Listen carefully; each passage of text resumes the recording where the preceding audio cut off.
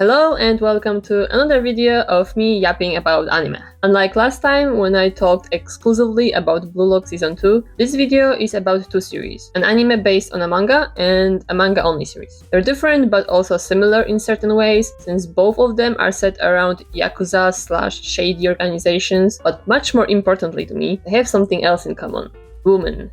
Specifically, psycho women.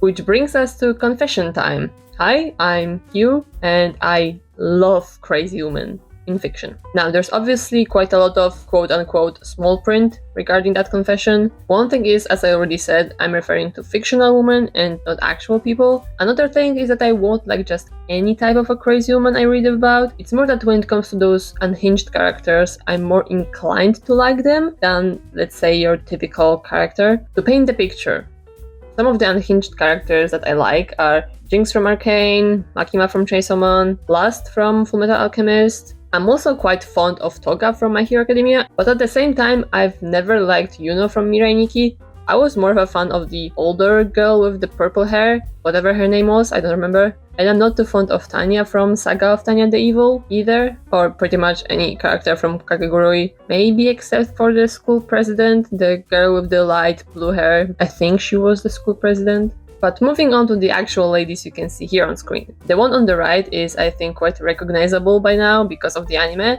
It's Yoshino from Yakuza Fiancé, and the one on the left is Satoko from Firefly Wedding. Let's start with Yakuza Fiancé, a manga written and illustrated by Konishi Asuka sensei, and with an anime adaptation airing right now. I can actually call myself a manga reader for this one because I had read up to date with it before the anime was even announced, like a month before. It was honestly by sheer coincidence that I picked it up.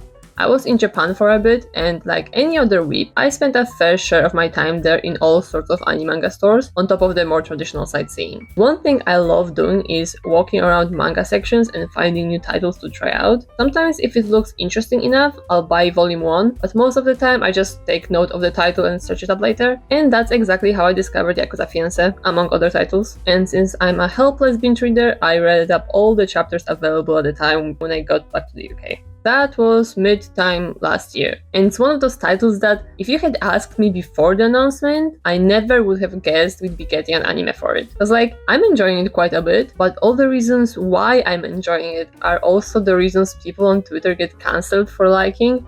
In fiction, as a reminder, this is all about fiction.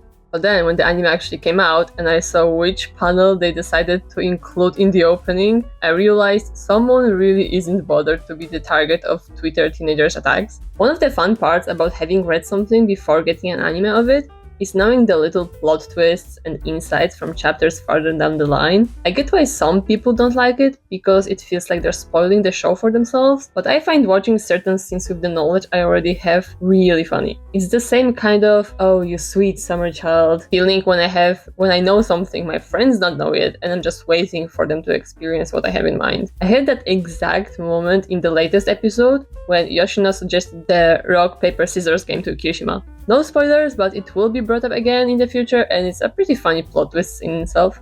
So I really like Yoshino's character. With Kirishima, I do like him, I guess, but nowhere near as much as Yoshino. He's a red flag, but that's the whole point of him, and also him being a red flag allows Yoshino to show her unhinged nature, which I'm all here for. So I appreciate Kirishima's service. Actually, one of my favorite Yoshino scenes is yet to be animated, but it should be in episode 11, I think. It's the one of the baseball bat. Ironically enough, even though this is a romance manga, the aspect of it that I care about the least, if at all, is the romantic development. I get that it's what is driving the plot at this point, but I don't know, I just don't really care. As usual, I guess. What I do care about is Yoshino's character and the fact that the series doesn't overly sugarcoat the whole Yakuza setting. While the sugarcoating is one of my pet peeves, I don't always mind the series that use Yakuza more for the aesthetics because the show or the manga itself is actually quite wholesome. Kind of like The Way of the House Husband or The Yakuza Guide to Babysitting. These series are something I can read or watch when I'm in the mood for some happy times, happy feelings. And at least in both of those examples, it's very clear from the get-go that both of them were meant as funny and wholesome rather than serious. And I just now remembered that there's a Kirishima in the Yakuza Guide to Babysitting too. They are two very, very different people. Anyway, I'm also an adult. Sometimes I want to read about more serious stuff or see characters act a bit more like real people would in certain settings. And life can be very brutal sometimes. And I think Yakuza Fiancé shows the Yakuza and the people are scum aspect really well. There's obviously some romanticization to it because it's still a romance series, it still needs to sell and appeal to its target audience, but it's at a level where I don't mind it because it shows enough of the darker side to make up for it. I'm also really liking the more stylized art style of it. I really wish I could do it justice. This was meant as a sort of redemption arc for myself because I actually drew Yoshino in my sketchbook before my work forced me to stop drawing for like a month in November, but that drawing was so bad I'd rather pretend it doesn't exist. And that's why I'm only drawing Yoshino here even though I'm drawing two characters for the other manga. I tried drawing Shoma before in my sketchbook because I am back at it again, but my attempt ended up the same as with Yoshino before, so yeah. The one bad thing, or rather a sad thing, I could say about Yakuza Fiancé is that once the anime ends, there won't be much content for us to enjoy.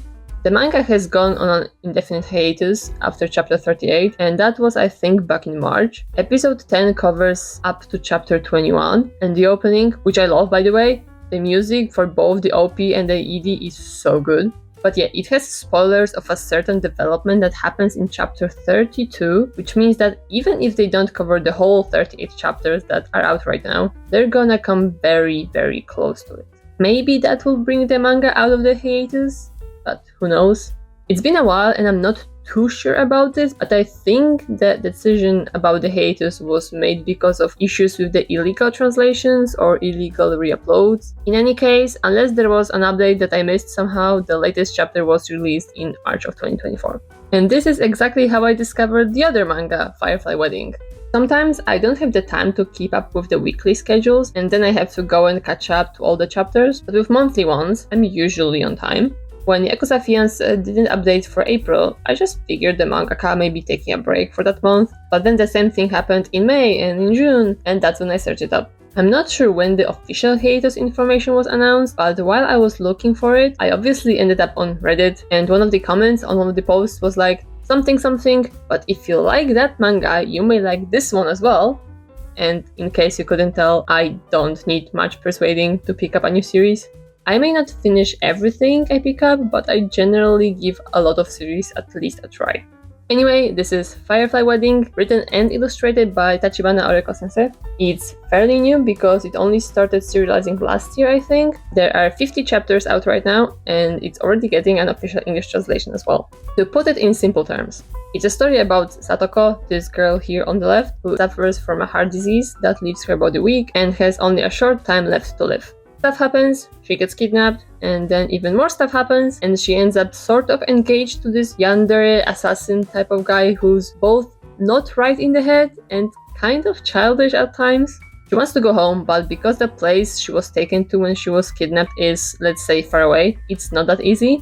Shinpei, the yandere male lead, is helping her, but it's the kind of help you can expect from a yandere character, so, yeah. But he really is helpful sometimes. Just not always, but sometimes. I actually had pretty similar experiences with these two titles, where at first I wasn't sure if I would like the female lead, but then they do something and I'm like, yep, I'm down. I'm very, very down.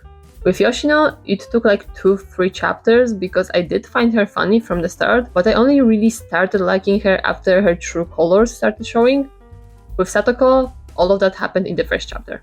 I remember I was reading it and wondering if she's going to be another stoic character that doesn't really care what people say about her, therefore doesn't even answer them. But then she actually does go off at her sister and I was like, okay, I like you, nice one. She gets even better later on. This sketch is referencing one of my favorite scenes for her with a sewing needle and a thread, but it happens quite later in the story, so I can't say what the circumstances of it are without giving away huge spoilers. I also think Firefly Wedding has a bit darker vibe than Yakuza Fiancé.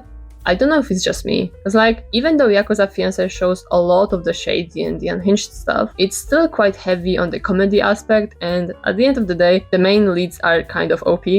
They get hurt and stuff happens to them, but so far the story hasn't gotten to a point where either of them would feel like they genuinely about to lose. Whereas Firefly Wedding has a slightly better balance between the main leads being OP and the harsh reality still being really difficult to overcome.